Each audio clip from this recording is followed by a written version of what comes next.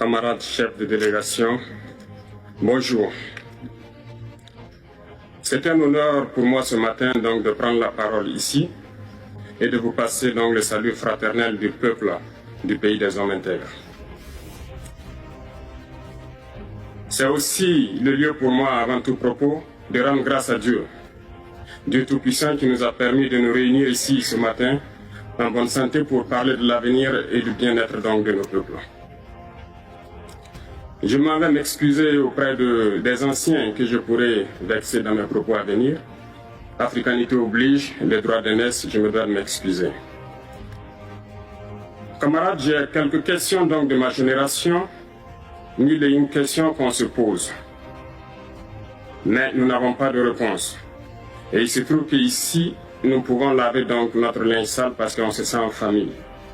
On se sent en famille en ce sens que la Russie est une famille aussi pour l'Afrique.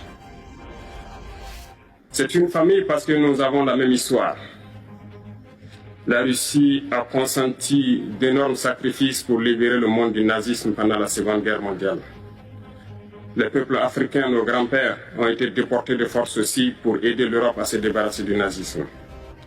Nous partageons la même histoire en ce sens que nous sommes les peuples oubliés du monde.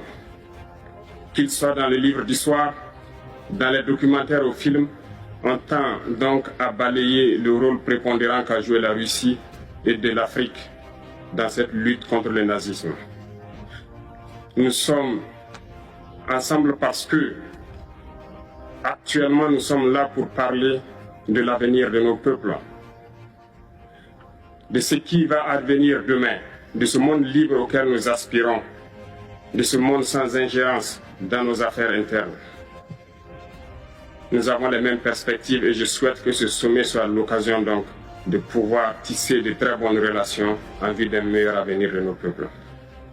Les questions que mes générations se posent sont les suivantes, si je peux me résumer, c'est de ne pas comprendre comment l'Afrique, avec tant de richesses sur notre sol, avec une nature généreuse, de l'eau, du soleil en abondance, l'Afrique est aujourd'hui le continent le plus pauvre.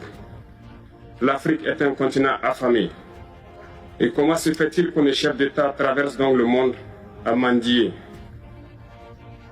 Voici des questions que nous nous posons et que nous n'avons pas de réponse jusque-là. Nous avons l'occasion de tisser de nouvelles relations. Et j'espère que ces relations puissent être les meilleures pour donner un meilleur avenir à nos peuples. Ma génération me charge aussi de dire que, par ce fait de pauvreté, ils sont obligés de traverser l'océan